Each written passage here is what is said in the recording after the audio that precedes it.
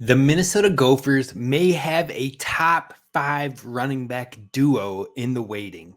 Hey, You are Locked On Golden Gophers. No matter what we're going to do here, we're just going to keep rowing. Your daily podcast on the Minnesota Golden Gophers. However it turns out, we're just going to keep rowing. Part of the Locked On Podcast Network.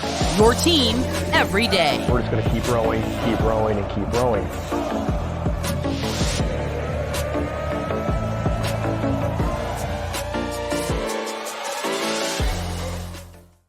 You're listening to Locked On Golden Gophers, part of the Locked On Podcast Network, your team every day. My name's Kane Rob, host of the podcast, former collegiate football video coordinator and recruiting assistant, here to talk Golden Gophers with you each and every day of the week, Monday through Friday. Yesterday, we had a show, a friend of the show on and talked a whole lot of football. Today, we are talking about the duo of Zach Evans and Darius Taylor, and could they be a top 5 running back duo in the waiting?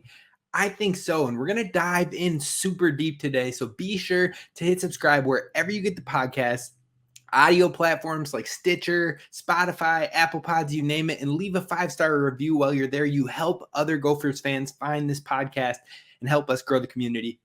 But also head on over to YouTube. You can check it out in video. And starting next week, I believe next week, we are going to have some awesome new graphics to host the show, plus a brand new, hot off the presses, huge guest is coming on the show next week. I cannot wait for you to see it, get the inside, and you're definitely not going to want to miss that one.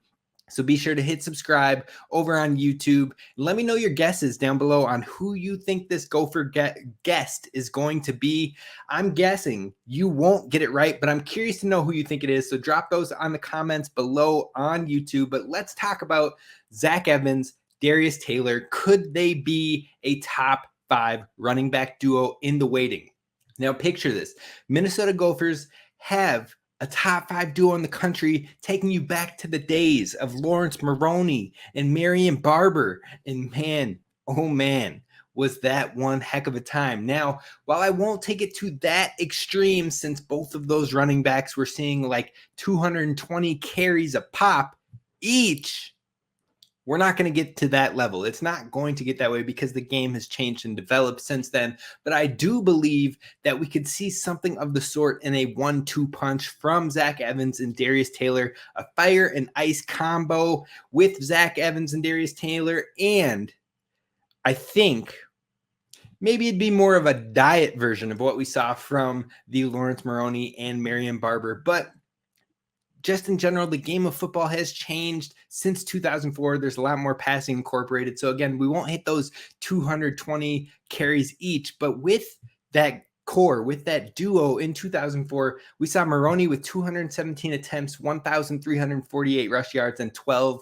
rushing touchdowns. And his partner in crime Marion Barber had 231 attempts, 1,269 yards, and 11 rushing touchdowns. Now, the biggest thing between that fire and ice combo, it's called fire and ice for a reason. They complement each other, but they do different things. We saw that from Maroney and Barber, and we can see that from Taylor and Evans. Darius Taylor can be a bruiser, a punisher. He runs physical, downhill, aggressive.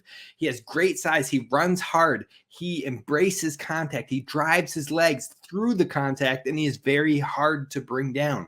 Then you've got Zach Evans on the other hand, who is more dangerous in the next levels, in this hitting that second gear. He has the breakaway speed, the long speed. He can move left to right. He's twitchy. He's elusive.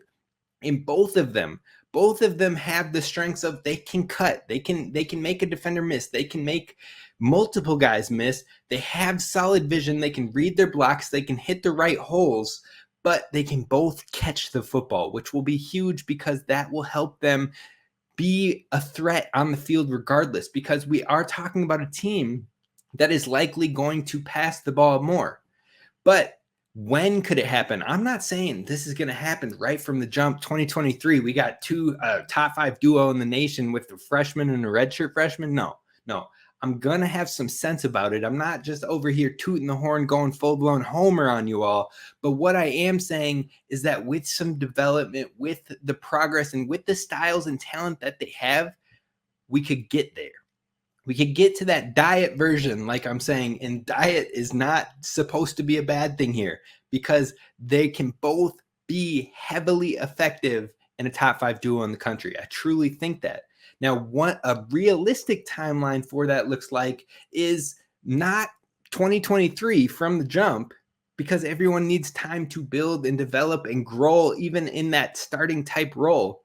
Now, Ryan Burns was on the show yesterday, and he had mentioned the team may be reaching its peak levels in 2024. And I like that as a timeline. And both of these running backs would still be together then, because both of these running backs could be together in 2023, 2024, and 2025 at the minimum, as long as we keep them from the transfer portal and don't lose them on that one. Now, that's a whole nother story in this game and landscape, but ignore it for now. They're staying. You have those 3 years, 2023, 2024, 2025, with those two heavily involved in the room.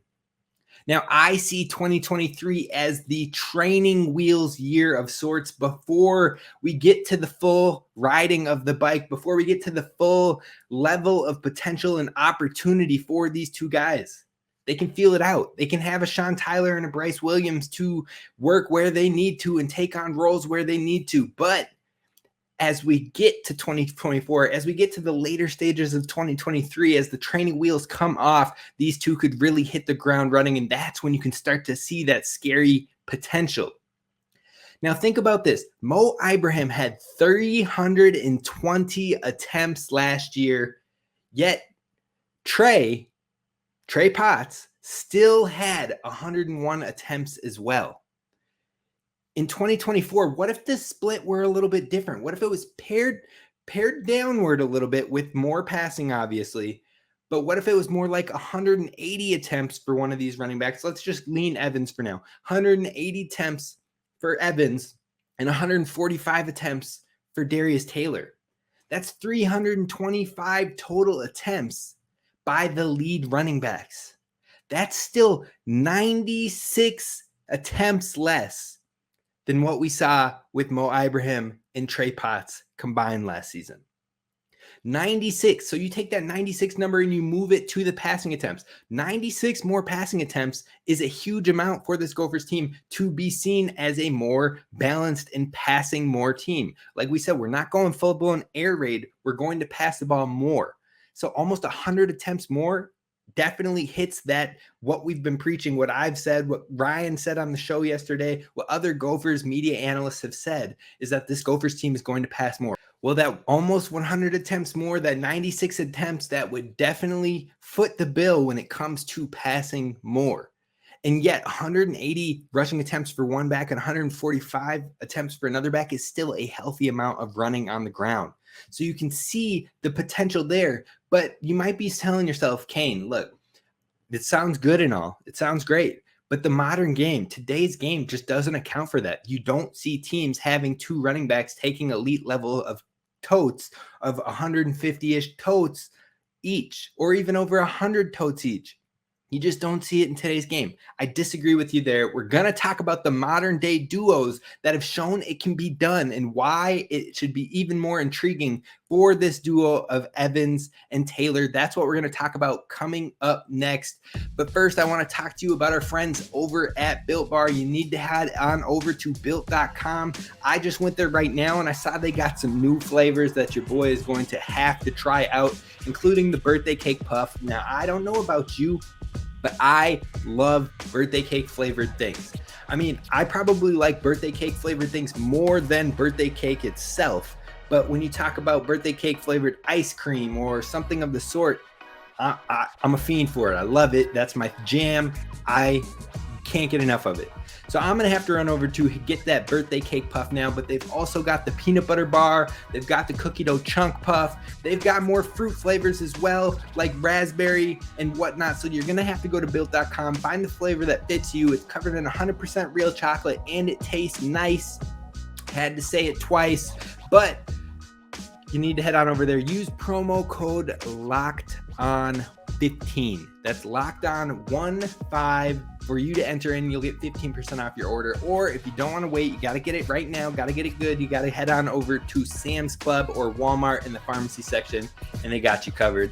But that's Built Bar. Head on over to built.com today. Now, Gophers fans, thank you so much for making Locked On Golden Gophers your first listen when it comes to Gophers daily sports. And a shout out to all the everydayers that are tapping in each and every day. I love the comments that you guys leave down below. If you're an everydayer and you have a topic that you want me to know about, want me to discuss, want me to do more of, let me know down below. But I have a question for the everydayers. And if you want to become one, definitely feel free to tap in as well. I want to know what you think of a top 10 Tuesdays. Every Tuesdays of the offseason, I give you a top 10, whether that be top 10 players of a certain position, top 10 players of a conference, top 10 coaches in the lifetime or the span, the career of the Gophers program, and whatnot and more. Do you like that thought? Let me know in the comments below. If you're listening, you're more of an audio platform user, that is okay. I still want your feedback. Send us an email at lockedongoldengopers@gmail.com and let me know your thoughts, or if you want a different topic, in the comments below. But let's get back to this running back talk. Let's talk about the modern day duos that prove that it can be done. It's not 2004 anymore, but it can still be done today where you have an elite duo that absolutely busts it open, carries the load. So, like I said, there's been times where it happens, and the teams that have shown it right now, right at this given moment, in this past season, include Michigan, Florida, Penn State, Ole Miss. They showed it can be done. Now, if you look at those teams, you'll see that Michigan had two running backs, Blake Corum, Donovan Edwards. Blake Corum had 247 attempts, 1,463 yards, and 18 touchdowns. Meanwhile, Donovan Edwards still had 140 attempts with 991 rushing yards and 7 rushing touchdowns. Then you move on over to Florida. Florida had Montrell Johnson, Trevor Etienne, and a rushing quarterback. All of them had over 100 attempts on the ground. Johnson had 155 attempts, 841 yards, 10 touchdowns. Etienne had 118 attempts, 791, and 6 touchdowns. And Anthony Richardson ran the ball 103 times for 654 yards and 9 touchdowns. It shows you can get it done on the ground with multiple backs with over 100 attempts. And Anthony Richardson even shows you can do it with a quarterback if you have to, a quarterback that can run the ball. Now, that's just 2 of the examples. We're moving on to another Big Ten conference rival, Penn State. Penn State had 2 backs last year, Nick Singleton, Katron Allen, both true freshmen. And they showed 156 attempts, 1,061 yards, 12 rushing touchdowns for Singleton, then 167 attempts, 867 yards, and 10 rushing touchdowns from Katron. The last example I have for you from last year, we're just talking about last year. That's 4 different examples with so many attempts, is Ole Miss. Ole Miss, that's right. The passing team, the Lane Kiffin team that people just know you throw the ball, that he works with quarterbacks and makes it happen. That team had 2 running backs with a ton of attempts and a ton of yards. In fact, Quinshon Judkins had 1,567 attempts and 16 touchdowns on a total of 274 carries. Then Zach Evans had 144 carries with 936 rushing yards and 9 rushing touchdowns. Their quarterback, again, maybe you don't think of Jackson Dart as a guy who's running the ball, but he did 128 times more than Anthony Richardson and had 614 rushing yards with a rushing touchdown. That shows it can be done on the ground. It can be done in the modern day. And Zach Evans and Darius Taylor could be a part of that, something special, be a part of that duo that can really handle things, that can get a handle on the run game while still accounting for the passing game. That's right. Hear me when I say that. The passing game can still tick up, because I know we talked about it yesterday. We talked about yesterday how, look, this team's going to pass more, probably the most that we've seen from the PJ Fleck era, just because I'm preaching that the ceiling of these two running backs, this duo of running backs, The ceiling of them could be something truly special, a top 5 room in the nation. That doesn't mean that I'm saying we won't pass the ball more. In fact, let's talk about those exact examples I just gave from the schools and what their passing looked like. Coming up next to wrap this show up and prove to you Fire and Ice with Darius Taylor and Zach Evans sounds so nice. So a lot of listeners might have been skeptical from me a little bit, saying, look, you saying that we're going to tick it up with these running backs. They're going to go crazy. Diet Maroney, diet Barber. Okay. But what about Athan Kaliakmanis? You've been telling us we're passing the ball more. Are you forgetting about that? Are you being a hypocrite on that? Change the messaging. You're switching it up on us. No, I'm not.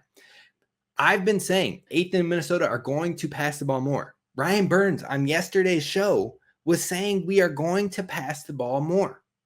But passing more doesn't mean the run game can't thrive at that higher capacity still. Because that same examples that I talked about, the Penn State, the Florida, the Michigan, the Ole Miss, those same exact examples, every single one of them still passed the ball quite a lot more than what we saw from the Gophers last season. You look at Penn State, the top 2 quarterbacks, and I'm doing top 2 quarterbacks because if a player got hurt for a game or someone did a start, like you got the backup in there who played maybe 1 or 2 games here or there. So the top 2 quarterbacks at Penn State combined for 3,166 passing yards, 28 passing touchdowns on 411 passing attempts. Florida, the top 2 quarterbacks accounted for 2,730 passing yards, 18 passing touchdowns, 341 passing attempts. Michigan, top 2 quarterbacks, 2,899 yards, 23 touchdowns, 347 passing attempts. And then Ole Miss came in with the top 2 quarterbacks producing 3,099 yards, 22 touchdowns on 379 passing attempts. Now let's compare that, for comparison's sake, to Minnesota. The top 2 quarterbacks at Minnesota, and we know, hence why I had to include 2, that Tanner Morgan got hurt for multiple games, a multitude of games, and Athan Kaliakmanis had to step in. But you combine their numbers together, you're still getting 2,328 total passing yards, 12 passing touchdowns on 271 attempts. So that is almost 1,000 yards less passing than Penn State. And then otherwise, it's about 500 to 800 passing yards less than all of those examples I gave. It's around 6 to 10 less touchdowns from every single one of those examples I gave. And it is about 76 to 100 attempts less than each one of those examples that I gave. That number, that 176 to 100-ish number, oh yeah, that aligns exactly with what we talked about to open the show with the 96-ish more passing attempts we could see from the Gophers.